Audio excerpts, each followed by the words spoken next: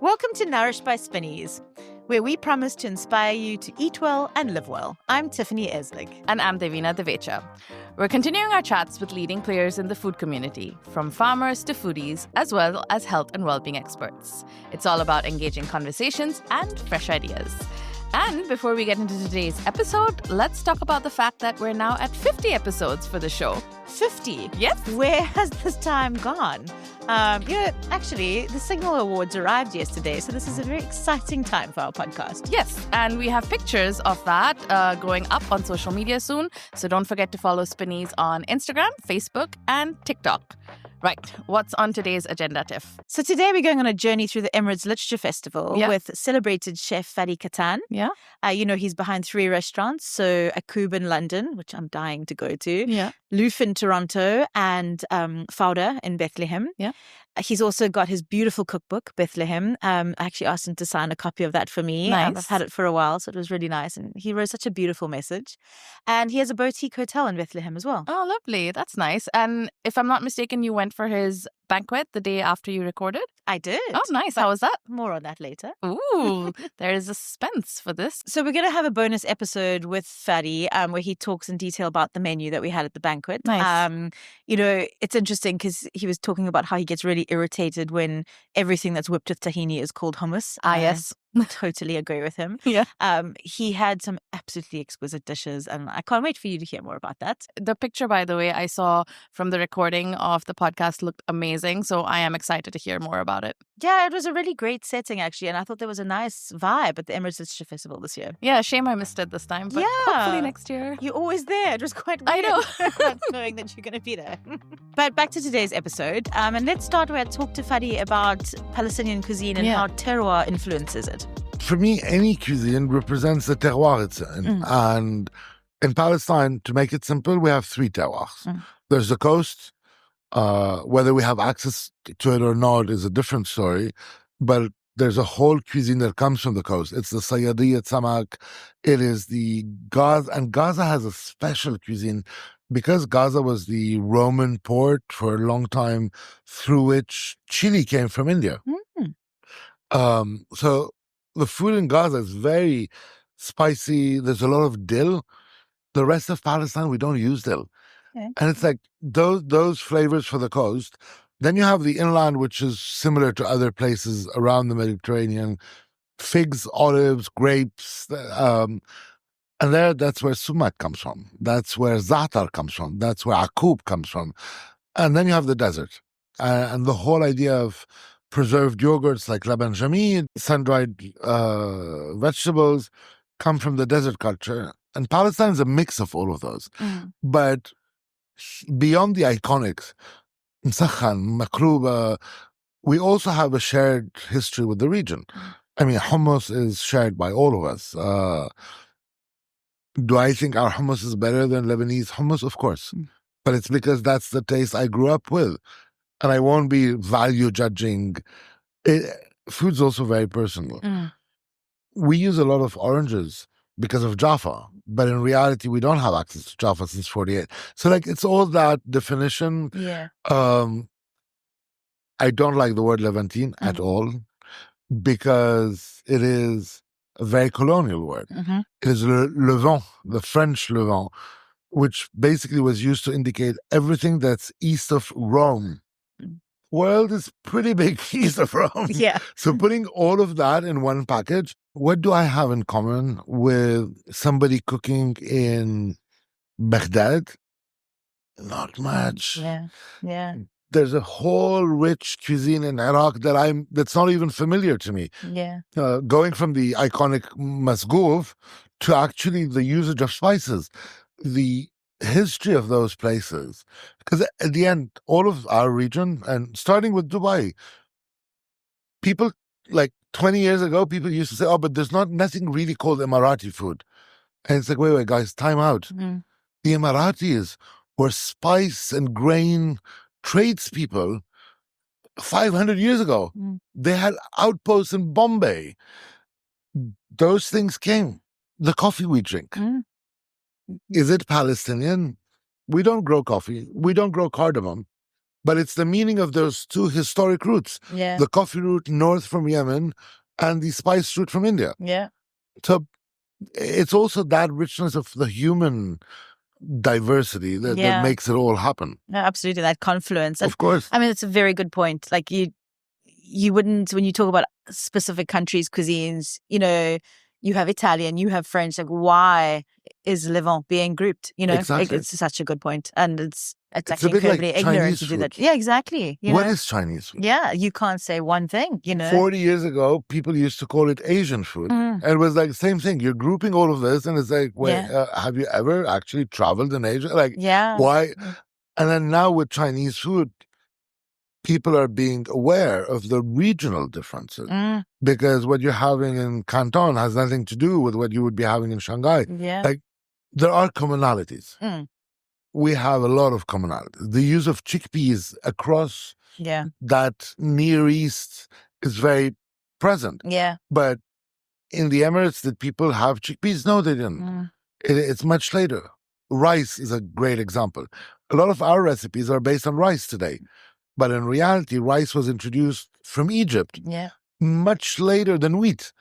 Our original grain is frika. And those are the changes which are human-made, but also are linked to necessity sometimes. Yeah. I feel like everyone needs to do a food history course, Of course. Yeah. Of course. Yeah. One of the most fascinating moments was a few years ago, I was lucky to travel to Helsinki, to the Helsinki Library, where they have a copy of the oldest Arabic cookbook still in existence, which is Kitab al-Tabikh from Baghdad, from Harun al-Rashid's period.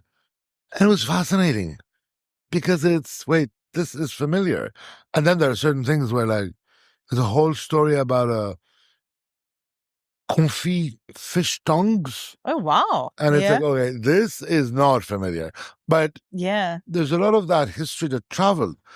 We also tend as humans to make it shorter by creating hero stories. So this whole like fantasy of Ziryab, the musician who traveled from Baghdad to the Andalus, and it's like, yes, but there's also like thousands of soldiers, civil servants that traveled across this region to end up in Andalus, and each one of them took something with them, took a recipe.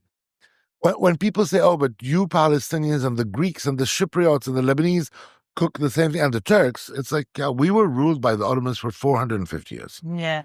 Yes, the whole Orientalist, attractive idea, which of course I'm being cynical about attractive, of the Sultan's kitchen is one reality. But the reality is the Ottomans ruled us with land registration offices, railway offices, etc. And all of those civil servants either hired a local cook or had a cook that came with them from Constantinople, cooked in Palestine, and then went back to Constantinople. And they took with them recipes. What is lahmacun? I'm going to be very controversial. Yeah, that's okay. The Turks claim it's Turkish. The Armenians claim it's Armenian. The reality of it, it was invented by an Armenian butcher in Aleppo. Wow. Okay. Yeah. So is it Armenian? Yes, it is. The spices used are very much typical to Armenian cuisine. Yeah. But it was invented in Syria. Where do we put that? Is it a different version of sfiha? Like, there are certain blurred lines sometimes. Yeah. Because of the diversity of humanity. Absolutely. And I think the more people can accept that, the better it will be, because then you can actually learn more and have fun talking about it. I was watching an interview with you where I loved what you said, where olives are kind of like dictate the rhythm of cuisine in Palestine. Can you talk more about that? Because I love that idea. The olive tree is a fantastic tree because it requires nearly zero maintenance. But in reality, that's a fallacy because the olive tree requires a lot of maintenance. Let's start from planting your tree. You plant your olive tree, you're going to water it, which you stop doing much later. Once it's taken roots, usually around 2-3 years in, you stop watering it at all. you will use natural fertilizers. So we use sheep fertilizers.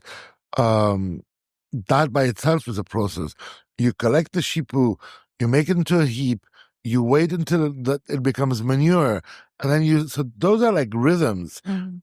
And then there's the actual pruning of the olive trees, which by itself is a risky business. I tried, I failed totally. I think I nearly killed an olive tree. And then I was like, oh, you know what? Have somebody who knows what they're doing do that. But then there's the whole season of picking olive trees. It's days where our schools are closed, where it's an actual, it's a valid reason to take days off work. And people go off in the fields and pick their olive trees. There's also this like race of, I have to finish last year's olive oil. Yeah. So everybody's having zayt u za'atar for their breakfast to try and finish I'm not a good example. I usually end up stuck for a few weeks without olive oil. Okay. Because I've already finished the one of the year before.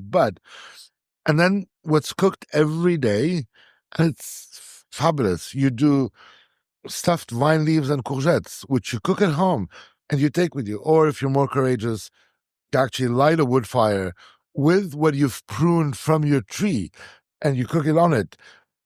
And then magic happens. You have your olive oil. And what do you do with your fresh olive oil? You do musakhan. So it really rhythms that cooking of all year round. The beginning of the season, people will have this like very pungent, very peppery, extra virgin olive oil. By the end of the season, we store olive oil in like jerry cans kind of thing that are 16 liters. By the end of the season, you're using the bottom of it that actually has black olive oil because the sediments have collected at the bottom. And you'll still have this. So it's like when I fry eggs, a week into the new season, they're like bright green and then by the end they have this like bizarre black smear on it. And it's like, but those are the variances of flavor. What we've been seeing in the last few years is people doing fantastic work with olives. There's a few Palestinian farmers that are doing now single plot, single varietal olive oils, which are exceptional.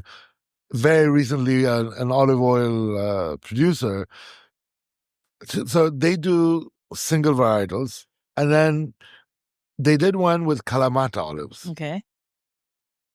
I am not so knowledgeable about Kalamata olives. I mean, like everybody, I've had them, I enjoy them. Yeah. And she puts that bottle of Kalamata olive oil and literally runs out of my test kitchen. I'm like, what are you doing? She's like, just taste it before you start screaming. I'm like, and I was like, you know what? This is fantastic. Because our olive trees were planted throughout time by the Palestinians, but also by everybody else. The Greeks, the Byzantinians, the Romans. We actually call a species of olives, we call it Rumani, because it was planted by the Romans. The story of the Gethsemane garden in Jerusalem that has the oldest olive trees planted by the Romans 2,000 years ago. That is the richness of that history. So the rhythm is not only about the season and the year, but it's also the depth of history. Absolutely. One of my mum's favorite things when I first moved here like 13 years ago, she tried Palestinian green olives and the pickled ones, and she now obsesses about it. Whenever she comes and whenever I go home, I have to take them. What is your secret to get what's your recipe or your secret to the perfect pickled olive? Yeah. If they're green olives, for me, it's the balance of lemon and hot green chilies that gets that right space. Then, of course, you ask any Palestinian, how'd you get the right density of salt? And you know what the famous answer is? No. A floating egg. Oh, really? Okay. So when I actually wrote the recipe for the book, I used to make fun of people telling me a floating egg. Yeah. And when I was writing the recipe, I was like, okay, so how much salt do I put in this? And I realized unconsciously I was doing the same thing as getting an egg to float. Okay. But for black olives, there's two secrets. One is I keep them on the tree a bit longer, and then you break them in that little machine, or you can use a hammer if you have time. So you crack them, not break them, and then you salt them for a week. So you extract all of that excess oil, and you get those dry pickled black olives, which are fantastic. Now, the salt I use that has actually taken in all of those flavors, I will use it to cook with it. Okay. So I try going as much as I can to zero waste. I won't say I can do zero waste, but I proudly say we can do 1.2% waste. And that's across board. Yeah. And that salt is like, imagine that salt that spent a week. Oh my gosh, amazing. Drinking in all those flavors of a black olive. Yeah. Lucky salt. Yeah. I must say, like, what I love whenever I page through your book is learning about new ingredients and sort of seeing like some things that I do know, but I didn't know that you guys used them. So purslane, for example, I think that's really interesting. Quince, I love. I know it is being used in Palestine, but yeah, I like to see like the recipes that you've got for that. And then green almonds. I don't know much about those, and so I enjoyed reading about that and that you pickle those as well. And I was actually chatting to someone in my team, and she was like, "Oh, I didn't know that we pickle those." So I think because the regional differences. There's also that. Yeah. So in certain regions in Palestine, nobody will pickle green almonds because they dry them. We have fantastic almonds. Some of I would say the best almonds I've ever tasted come from the north of the West Bank. They're actually used even in the cosmetic industry to make some of the almond-based cosmetics. But they're taste-wise, they're fantastic. Now, pickling almonds is actually like everything else we do. We historically, because there's this like fallacy right now of fermentation and pickling are like a new trend. Yeah. And it's like, guys, wait, time out. Like our great grandmothers sun-dried everything. You come from South Africa. Yeah. You guys sun-dried a lot. A lot. Even some really terrible fish. Well, I mean, it can be very nice. It can be very nice. Yeah. It's just I shouldn't call it terrible. I think we got used to having easily available fresh produce all year round. Where actually some of those flavors, for ourselves to make ourselves think they're cool, we'll call them umami. Yeah. But if they're from our culture, we struggle with it. An example in Palestine is laban jameed, the dried yogurt. Yeah. I don't know a product that can give you that umami sense as much as laban jameed. But a few months ago, I was cooking in Oslo, and we used air-dried fish. Including some of the people I worked with at that event, they were like, "Oh, but that's a very particular taste." I'm like, "Why are you apologizing? Why would you apologize for dried, cured meat or fish? Yeah. It's actually fantastic, but it's a mindset. Yeah. In Palestine, we pickle everything. We used to dry everything. Okra, courgettes. One of the recipes I fought to be able to get back was based on a memory as a kid of having within the stuffed courgettes, both fresh ones and dried ones. Okay. And I tried, and I asked a bunch of people, and everyone was like, "Oh, it's a vague memory." And then luckily we found not the lady who had, like, I remembered the home I had this in. Sadly, that lady had passed away. But we found her best friend. And her best friend was like, "Yeah, of course we did this." Because you didn't have courgettes all year round. So they used to core them, salt them, sun-dry them, and then you would rehydrate them and stuff them just like a regular courgette. And I've been doing this with courgettes and with eggplants, and it's fabulous. Oh, amazing. But that's not you, and it's not, I don't get credit for this. Yeah. Some person in Palestine 2,000 years ago gets credit for this. those techniques of preserving and sun drying and pickling are something that should be encouraged back. Yeah. Like green almond pickles, capers. Who would think? I mean, you say capers, all of our minds go to capers and smoked salmon. Yeah. But in reality, kubar is the Arabic name of capers. It's actually the name that created capers is an Arabic name. Okay. And capers grow in Palestine in the joints of old buildings. Oh, wow. And they grow all over. Yeah. And people pickle them. Yeah. So amazing. Oh, I just couldn't sit and talk about ingredients all day long, honestly. I know that your grandmother's played a huge influence, and I want to talk about that. But so with your memories, I mean, did you grow up foraging with them or your family, or, you know, being around farms and produce? Was that something that was sort of ingrained in you? Yes and no. Bethlehem is a small town where the proximity to the villages around is, you know, there, accessible. My grandparents on my mother's side, my grandfather was a doctor and was running one of the local hospitals. And my grandmother had a very active social role. She set up the Arab Women's Union with a group of friends. So they were very much linked to the whole community. So the city, but also the villages around, including the Bedouin communities.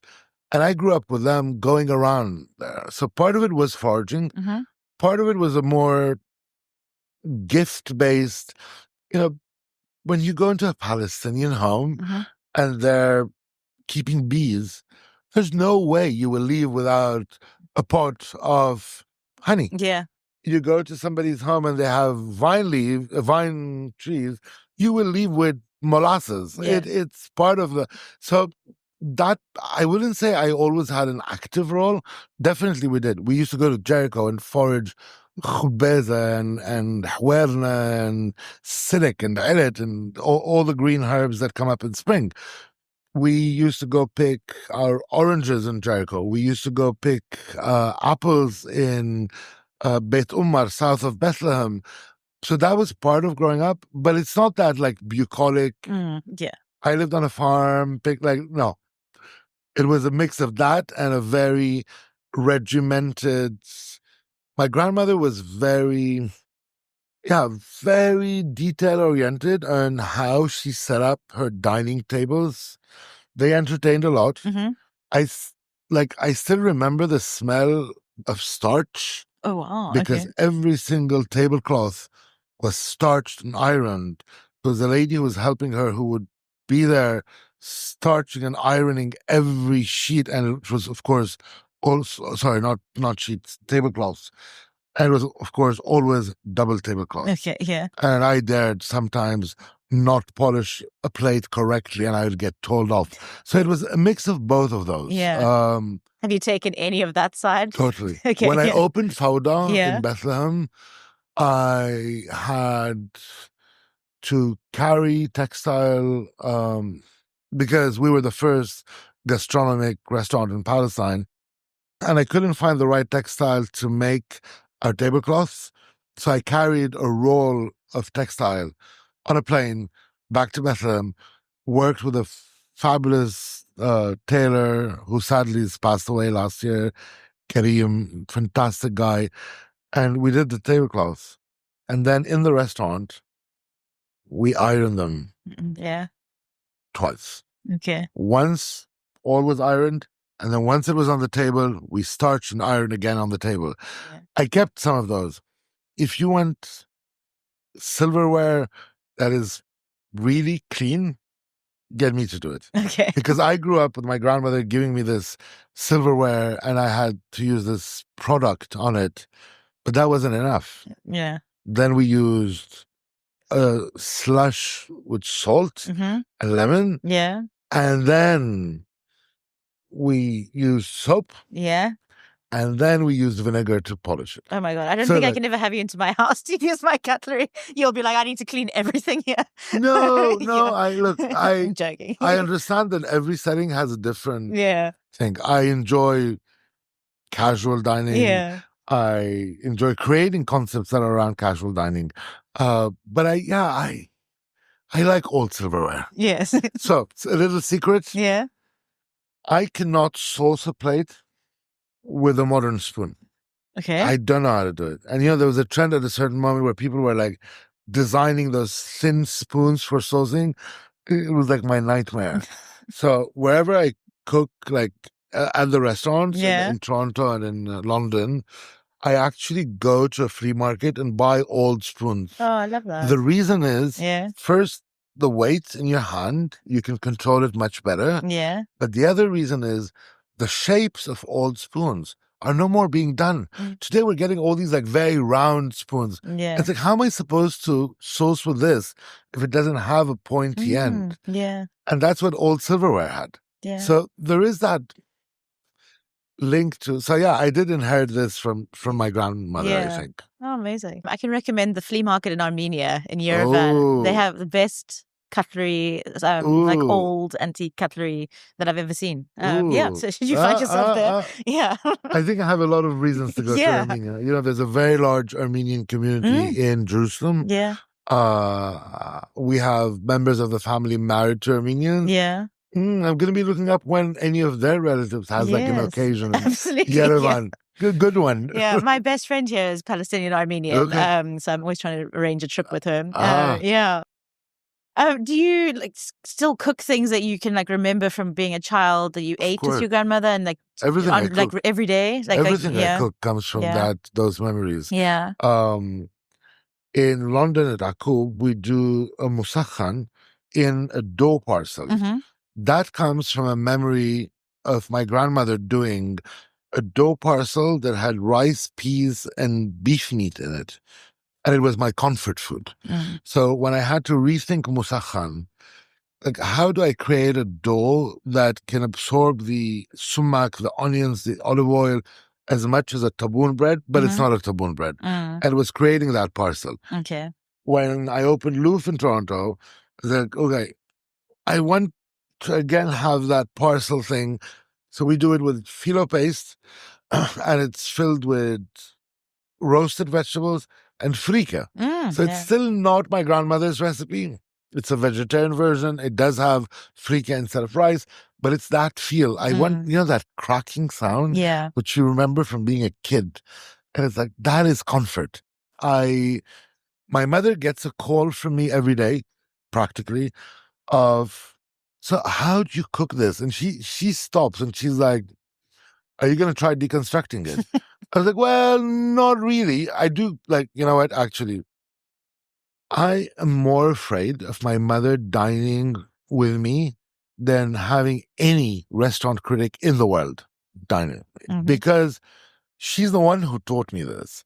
And, you're referring to the source. Yeah. Lentil soup. I cook lentil soup all over. One of the greatest moments when we opened Louf on the 16th of November last year was serving that lentil soup.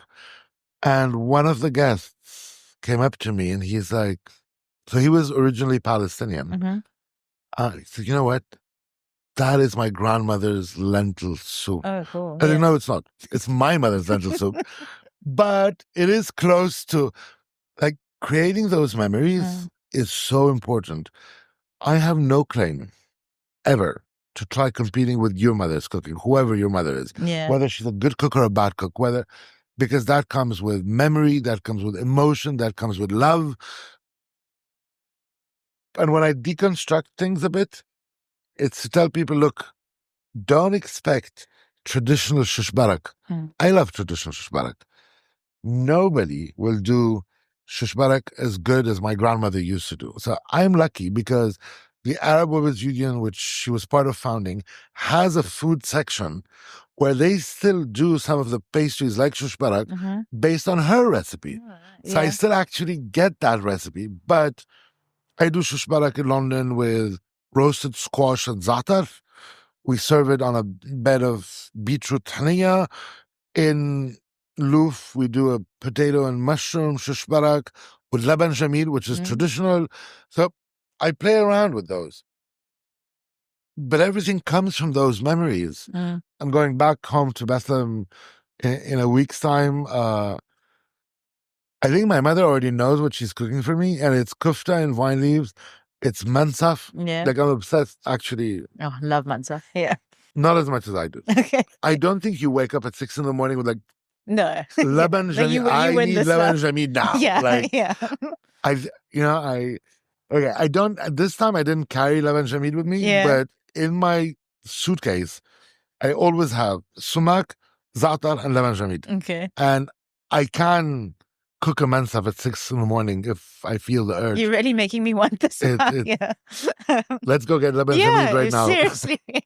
I had it properly the first time when I was in Jordan, and I think they expected there were a lot of people coming to the restaurant. It was at Sufra, and it was just me. And so I had this huge plate of mansaf, and I just sat there like rolling balls and popping this food into my mouth all afternoon. It was one of the best memories ever. The mansaf at Sufra is very well done. Yeah. So yeah. With the Jordanians, we fight about who owns mansaf. Yeah. Now, in reality, we have a shared desert. And the Bedouin communities traveled because they traveled with their animals to where there was water. Yeah. So it was in all of that region. I cannot say the laban jameed from Karak, and I'm sorry to all the Jordanians, is better than Palestinian laban jameed. But in Bethlehem, my mother buys laban jameed from a farm. Mm-hmm. I buy laban jameed from another farm. When I do mansaf and I invite my parents, the first thing my mother says, like, your laban jameed is not good. I'm like, but you didn't even taste it. Like, it's not good. The farm I work with. Yeah. And then you add to this, like, memories of who my grandmother bought laban jameed from. And I don't know. And that's the beauty of food. Yeah. Because even if the product is the same, it's actually about the human beings who've made it. Mm. And there is that personal story. You can serve me the best meat in the world. I will still insist the lamb meat from the Natsha butchery in the old market of Bethlehem is better. Mm-hmm. Even though maybe logically, I know that what you've served me is better. Yeah. Yeah. No, it's So yeah, completely. mansaf whenever. Yeah, okay. Straight Yalla. after this interview, please. Yalla. I mean, I know you have to cook a whole meal for tomorrow night, but yeah. With the storytelling that you weave into everything, what advice do you have for people like young chefs who are starting out and might be wanting to do their own concept or bring their story to life? Like, what kind of advice do you have? Because yeah, I find that sometimes people are trying to find a story and it's not authentic, or so yeah. What would you say to Be people? true to yourself. Be true to your contradictions. But we're all very complex, contradicted people. If you come from a place that has a very strong story, don't let the story erase you. If you come from a place, and when I say a place, I'm not talking about a geographical place, like a place in your journey that you think doesn't have a story, check yourself. Because every story is a story.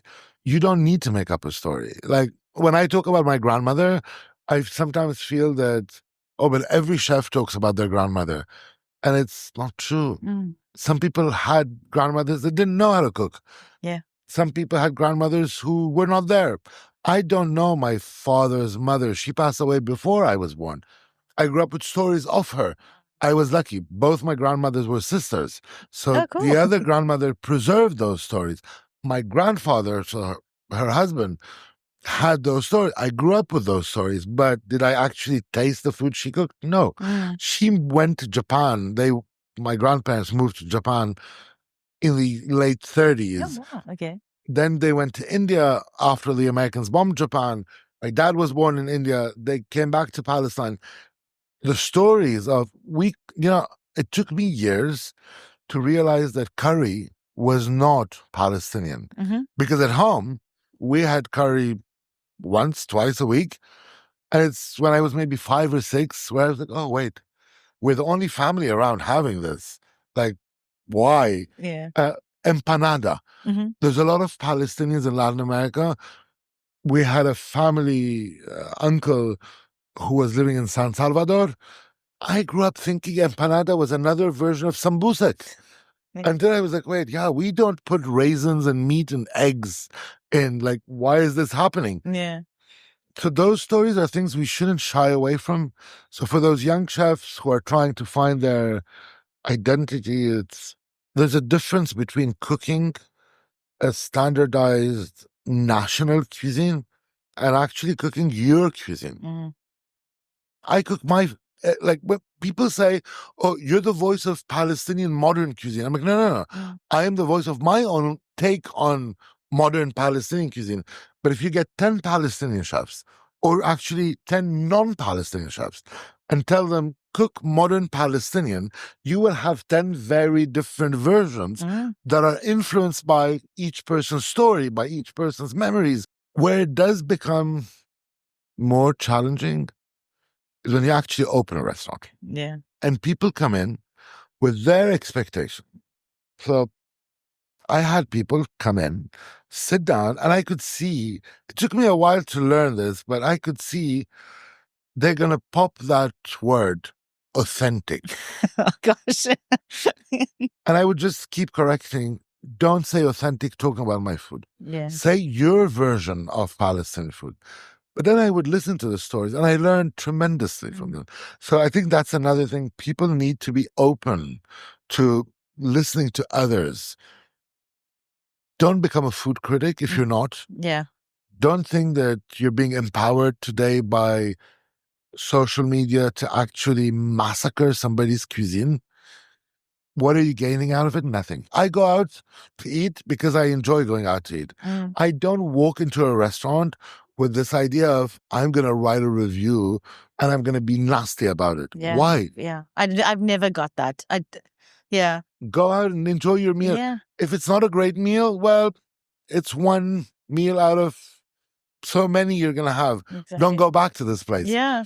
If it's and I think there's very few bad meals. I mean, there are, but you really have to like look for it. Yeah.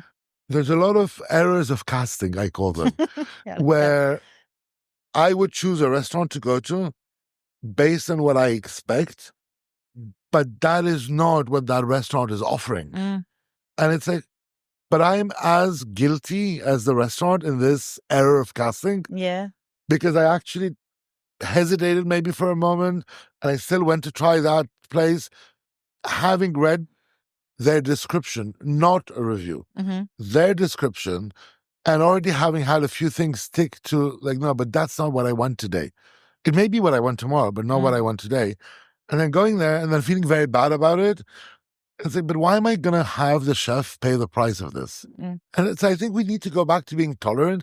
I know today there's this whole trend of, that's the other advice for young chefs. Yeah. Don't start off by thinking you're going to be on all these like top listings. You can also be a very, very good restaurant without being on a listing. You can be doing a fantastic job and telling a story that's beautiful without, But when I travel, I ask people, so where'd you go eat?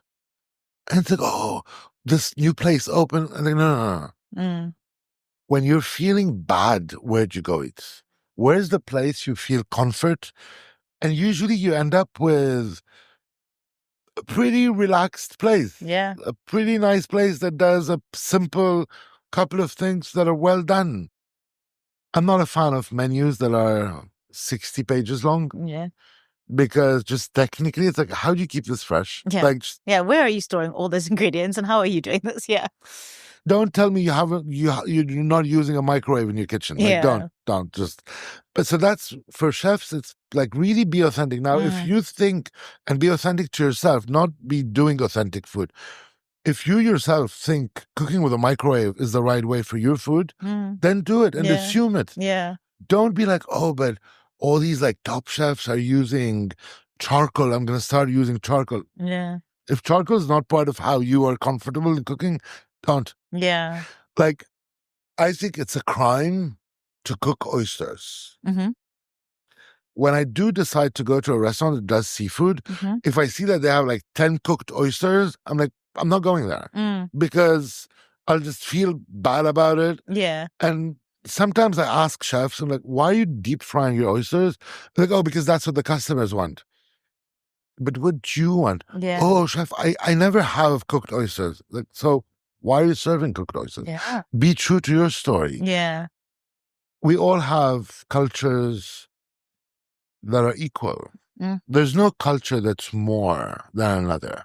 There's no story that's more than another. You don't need to be, it's a bit like I do the parallel with artists. Mm-hmm. There has been a trend for years of artists need to come from a miserable story. Yeah. They have to have like suffered all their life. And it's like, no. Mm. Chefs have, there's these like standard images of chefs need to be like an angry thing. It's like, no, you can actually be a good chef without being angry. Mm. Chefs have to be very particular about everything they do. Not true. Mm. Cooking is, pastry chefs have to. Yes, yeah. Because it's really an art of precision. Yeah. If you're cooking savory and you're not doing molecular cuisine, it's more about passion. Absolutely. Like yesterday with the chefs here, we prepared the marinade for the lamb. I cannot tell you how many grams of fenugreek seeds we put. Mm. It's my recipe, but there was 2 other chefs with me. So we took a spoon, tasted the marinade, rectified it, talked about it, Yeah. added a bit of this, a bit of that. There was some fenugreek leaves. My recipe doesn't have fenugreek leaves, but they were there. I just take a pot and dump it in. And one of the chefs like, but I just got them in case you want it. And I'm like, no, actually, let's taste it again. Yeah. And it worked. And it's great. I mean, let's see when we cook them. But it has to be spontaneous. Yeah. And that's what I think chefs should be doing. Mm-hmm. In my book, there's a recipe for makluba, traditional. Yeah. I get a message in, I think it was January, of a person who had bought the book. It's like, chef, I've been all over my town. There's no eggplants. I'm like, don't use eggplants in January. You're in a cold place. Yeah. Pick up whatever vegetable there is and use that. Yeah. And just adapt to it. Yeah. Yeah. Think as well, Think and feel. Yeah. Think and feel. Yeah. One last question. Yeah. Which is what nourishes your soul? Wow. No, it's to end with like the big question. So do you have 18 hours left for me to What nourishes my soul? Yeah. Music. I think I have the most eclectic taste in music.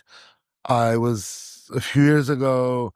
So growing up, I grew up in a house where we listened to Pink Floyd, the Beatles, classical music, and classical Arabic music. And that transformed into me being a teenager who hated dancing. So I became a DJ because it was a great place to be at all the school parties, but you were DJing. You didn't have to be peer pressured into bizarre dancing. And since then, music's very present. Literature nourishes my soul a lot. I grew up in a house where books were everywhere. All kinds of books. I have a soft spot for the Beat generation. I cannot remember how many times I have read and reread On the Road by Jack Kerouac, Howl by Allen Ginsberg. Like, actually, the only time I got a ticket in the US was when I drove to City Lights in San Francisco, because Lawrence Ferlinghetti was the last of the beatniks that was still alive. And I parked on the sidewalk and I got fined and the car was towed away. And I had to explain to the rental company. Imagine calling a rental company and telling them, your car's been towed away because I actually dumped it on a sidewalk to run into a bookstore. And they were like, they had to believe that. Come on. Yeah. Like, this doesn't make sense. But people nourish my soul. It's the stories of everybody I interact with. And then it's the land. It's the land. It's when I have a very particular relationship with the producers we work with. Like, I buy my spices in a small shop called Orient Mill in Bethlehem. When I'm in the shop, there's a back seat where I actually sit there and I'm watching the two people working in the shop and their clients. And sometimes the clients reach out and they're like, could we get a kilo of coffee? And I'm like, I don't work here. But I think I live this place. It's, we're lucky. What do we do as chefs?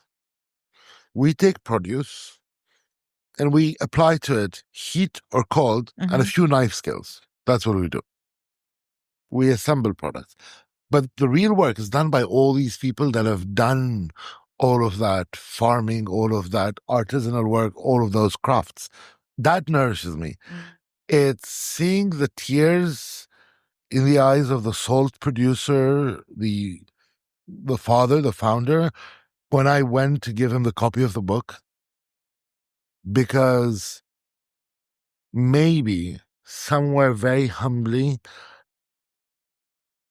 I was recognizing what he did, because what he did is hero work. Yeah. I hate people saying that I am preserving Palestinian food, because that's not true. People who are preserving Palestinian food are not chefs. We all have humongously big egos. We love it. I mean, stroke my ego, I'm happy. But we also have to understand our space in time. How many, other than Escoffier, the Guide Culinaire Escoffier, how many chefs across history do we remember? How many have really changed eating habits? A lot have documented it. In the Arab world, it is cooks from the royal courts that started documenting it. But how many do we remember? Do we say, I'll take what I think is one of the greatest modern chefs in time, Joël Robuchon. I mean, when I do a chocolate mousse, I do Joël Robuchon's chocolate mousse. When I do a potato puree, it is Joël Robuchon's potato puree. But in reality, how much did he change? We all talk about Paul Bocuse. I think he changed one enormous thing, Paul Bocuse. Yeah. He took the cooks from the dark basement into the dining room. But actually, you and I, can we name now 10 recipes by Paul Bocuse? No. I don't think so. No. So we have to remember, it's everybody who's cooking Palestinian food, whether they're Palestinian, whether they're not Palestinian, whether they're in Dubai or in Gaza or in Toronto or in wherever, those are the people preserving it. It's the tetas, the old ladies that transmit this. It is also some of the chefs that have started documenting it, but we're not heroes. I think that also nourishes my soul, is that mirror that you look in every morning and say, okay, what do I not know? And that's not my sentence. Somebody called Sophocles came up with this 7,000 years ago. But it's, what do I not know? What am I going to learn today? Earlier, I was teasing one of your team members about the best vegan food I've had was in Ahmedabad. It is true. The first time I sat down and I was told, you're going to have a typical Gujarati vegan meal, was in Ahmedabad. And in my little experience, having traveled a bit across India, I was expecting a thali. I did not realize I was signing up for a 29 or 30 course meal. That was fabulous. Yeah. And I didn't know any of the flavors, literally none. That is what you learn. Yeah. In Dubai, last time I was here, I was going on a rant against French oysters being served in Dubai with a restaurateur here. And he smiled at me and said, 1 second. And I see the local oysters shot. The Dubai Bay oysters, yeah. And they're like exceptional. Yeah. So that's what nourishes me. Oh, fantastic. Thank you so much, Fadi. Thank you. I managed not to do it in 18 hours. Wow. Yeah, you did. Well done.